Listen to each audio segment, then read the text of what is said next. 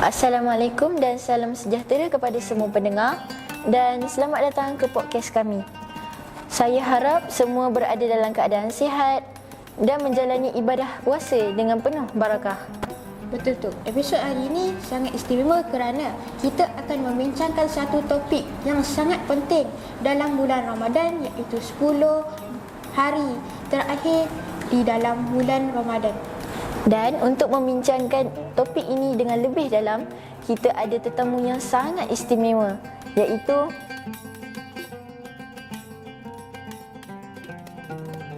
sebagai permulaan, Ustaz, boleh tak Ustaz jelaskan kepada pendengar iaitu apakah keistimewaan 10 malam terakhir bulan Ramadan? Baik. Terima kasih Ahmad dan Danish. InsyaAllah saya akan terangkan sedikit tentang keistimewaan 10 malam terakhir Ramadan ini.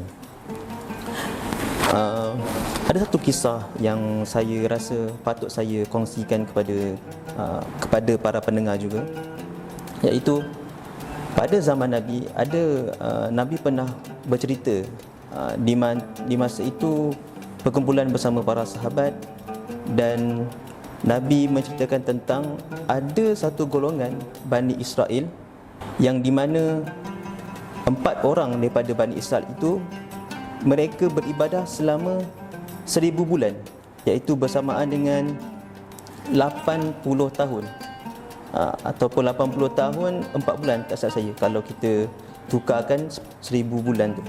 Dan para sahabat pada waktu itu merasa kagum dan merasa hebat bagaimana mereka boleh beribadah selama 1000 bulan. Daripada kisah tersebut, kan, para sahabat mengatakan, apakah ataupun amalan ibarah daripada kisah tersebut, iaitu untuk umat Nabi Muhammad SAW ini tersendiri ada satu yang istimewa, iaitu kita cakap malam ataupun hari yang istimewa untuk umat Nabi Muhammad SAW. Tadi kita sebut pasal Bani Israel, betul? Yang mereka beribadah selama 1000 bulan. Tetapi untuk khas kepada umat Nabi Muhammad SAW ini ada satu malam yang di mana jika umat Nabi Muhammad SAW ini dapatkan malam tersebut, mereka seperti beribadah selama 1000 bulan, yang menyamai ibadah kaum Bani Israel tersebut. Dan mengapa dikatakan diberikan 1000 malam ataupun satu hari itu bersamaan dengan 1000 bulan? Untuk mengatakan yang purata hidup untuk umat Nabi Muhammad SAW adalah antara 60 tahun ke 70 tahun. Jadi ianya susah untuk umat Nabi Muhammad SAW ni nak dapatkan ibadah ataupun pahala tu menyamai 1000 bulan. Untuk saya tambah lagi sikit tentang satu hari itu ada ataupun satu malam itu berada di antara 10 malam terakhir bulan Ramadan itu. Oh, dia hari yang rahsia lah. Ya, rahsia. Menarik penerangan Ustaz tadi. Ramai antara kita tahu bahawa 10 malam terakhir sangat istimewa, tetapi mungkin tidak semua benar-benar memahami sebabnya. Dalam tempoh ni juga terdapat satu amalan yang sangat dinantikan oleh semua umat Islam. Ustaz, boleh Ustaz terangkan sedikit tentang malam itu ataupun malam Lailatul Qadar? Malam Lailatul Qadar ataupun ada dalam surah yang istimewa yang Allah SWT meletakkan ataupun adanya surah itu, surah Al-Qadar. Surah Al-Qadar ini ada diceritakan tentang apa yang terjadi pada malam tersebut. Kita baca daripada awal surah Al-Qadar, iaitu Bismillahirrahmanirrahim. Inna anzalnahu fi lailatul qadr. Sesungguhnya telah turun pada malam itu apa? Malam Lailatul Qadar. Malam itu diturunkan Al-Quran. Oh, Al-Quran. Okey, bila kita sebut tentang malam itu diturunkan Al-Quran ini, bukan dikatakan terus satu mushaf tu turun ke bumi, bukan. Tetapi malam itu adalah turunnya Al-Quran daripada Lauh Mahfuz ke Baitul Izzah. Dan daripada itu dia turunnya satu mushaf. Tetapi bila sampai ke bumi ini, ia turun satu persatu. Betul tak? Awak belajar kan? Okey, satu persatu ia turun, bukannya ke semua Al-Quran itu. Maka Al-Quran ini turun pada malam Lailatul Qadar. Okey, kita pergi ke ayat seterusnya. Lailatul Qadari khairum min alfi syahr. Malam itu adalah lebih baik daripada 1000 bulan. Okey? Bila kita cakap tentang 1000 bulan ini adalah 1000 kebaikan. Saya tanya Amma, adakah jika kita buat ataupun dosa dilakukan pada malam itu, adakah ianya akan menyamai dosa 1000 bulan? Rasanya macam tak. Tak. Tetapi para ulama mengatakan yang jika juga pada malam itu adalah malam Lailatul Qadar dan malam itu jugalah kita melakukan dosa, maka kita seumpama melakukan dosa itu selama 1000 bulan. Ada satu hadis yang maksudnya adalah jika kamu tidak mendapatkan kebaikan pada waktu itu dan kamu tidak akan kamu haram untuk mendapatkan kebaikan seluruhnya. Maksudnya adalah jika awak dah buat daripada awal Ramadan ni, kan awak berpuasa dengan sebaik-baiknya, kan awak berpuasa dengan sepenuh hati, ikhlas, awak lakukan amalan baca Al-Quran, tolong mak ayah, kan. Tetapi pada 10 malam terakhir tu awak dah rasa malas, awak dah penat, dan awak tiba-tiba satu malam itu adalah Lailatul Qadar dan awak melakukan dosa pada malam tersebut, maka kebaikan yang awak lakukan pada sebelum malam itu adalah haram untuk awak dapatkan. Maksudnya sia-sia, sia-sia maksud saya.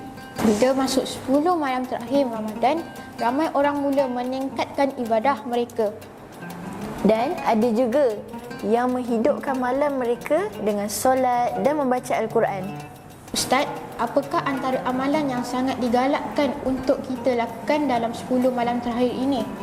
Untuk amalan yang digalakkan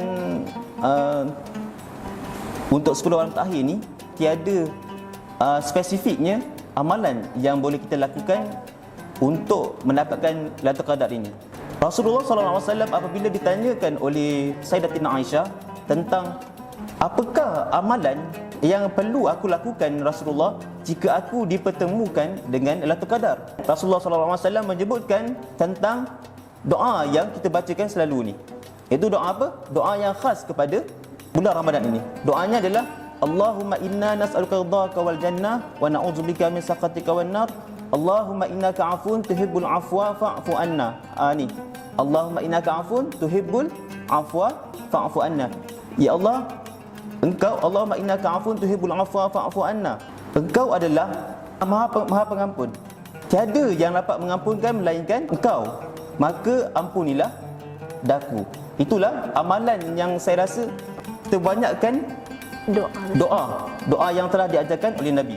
Untuk tambahan baca Al-Quran, berzikir itu adalah pun perlu juga. Cuma saya tak sebutkan apakah perkara yang paling istimewa. Saya hanya menyebutkan Nabi SAW mengajarkan doa tersebut sahaja. Kadang-kadang kita semua ni nak beribadah lebih, tapi kita sendiri tak tahu macam mana nak beribadah dan menyusun masa tu dengan bagus. Bagi mereka yang mempunyai kerja atau mempunyai jadual yang sibuk, apakah cara mudah untuk mereka mendapatkan 10 malam terakhir itu?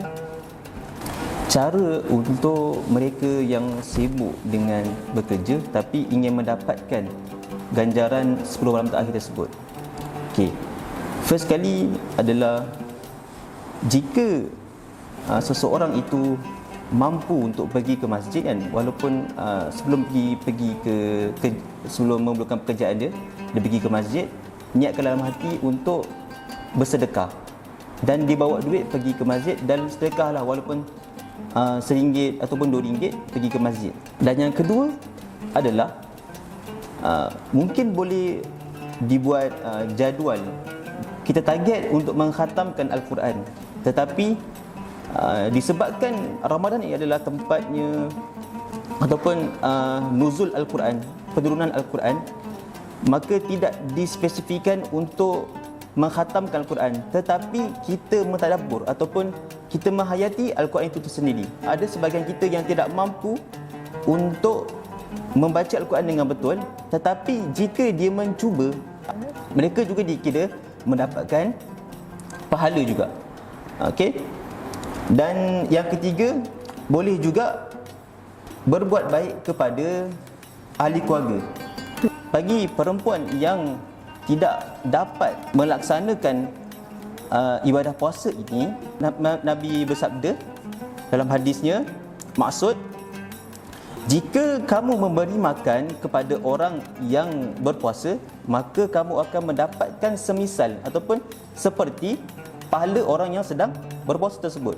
Jika orang berpuasa itu, dia puasanya, dia berzikir, dia menjaga pandangan, dia berkata baik, maka pahala itu dapat seperti orang yang berpuasa itulah. Pada pandangan Ustaz, apakah hikmah Allah menjadikan 10 malam terakhir ini begitu istimewa kepada umat Islam? Allah merahsiakan adanya bila malam Lailatul Qadar ini adalah untuk sama-sama, umat Islam ni berlumba-lumba. Seperti hadis Nabi Muhammad SAW, apabila telah tiba 10 malam terakhir ni, Nabi Muhammad SAW ni mengikat ketat kainnya. Maksudnya adalah Nabi bersungguh-sungguh pada 10 malam terakhir ni. Nabi mengejutkan ahli keluarganya untuk beribadah. Nabi tidak melakukan perkara lain selain beribadah kepada Allah. Pada 10 hari terakhir Ramadan itu sendiri. Keistimewaannya, kita akan rasa terlalu cintakan ibadah ni. Kita perlu untuk jauhkan diri daripada dunia untuk sementara waktu. Kadang-kadang tanpa kita sedar, Ramadan ni berlalu sangat cepat. Betul, tiba-tiba saja kita dah penghujung di bulan Ramadan. Sebelum kita mengakhiri podcast hari ini, apakah nasihat Ustaz kepada semua pendengar-pendengar kita ni supaya mereka dapat manfaatkan 10 malam terakhir itu? Suka saya untuk menutupkan podcast kita pada hari ini dengan satu kisah Nabi Muhammad SAW. Nabi Muhammad SAW ni suka bila berkhutbah, Nabi akan berdiri di atas satu pelepah.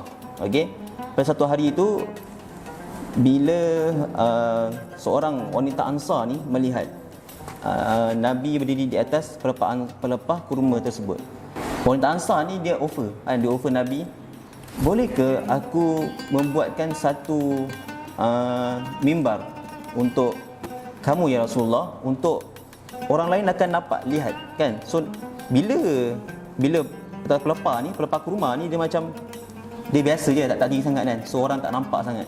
Tapi bila mimbar ini kan yang wanita Ansar ni buat, dia ada tiga tingkat mimbar. Dan pada waktu khutbah Nabi sallallahu alaihi wasallam, para sahabat ni bila Nabi membuat sesuatu, para sahabat pasti akan melihat dengan penuh khusyuk kan. Nabi buat apa, Nabi makan apa, pasti para sahabat ni akan melihat dengan khusyuk. Para sahabat melihat, mendengar yang Nabi kata.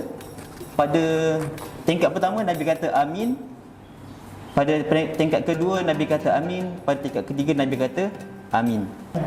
Para sahabat pun bertanya kepada Nabi SAW, kenapa kamu mengatakan amin ya Rasulullah? Nabi SAW bercerita, pada waktu itu telah datang padaku malaikat Jibril. Jibril ni dia berdoa, berdoa, dan Nabi Muhammad SAW mengaminkan. Doa Jibril yang pertama iaitu, jika seseorang mempunyai ibu dan ayah yang sudah tua tetapi tidak mendapatkan ganjaran syurga, maka dia itu rugi.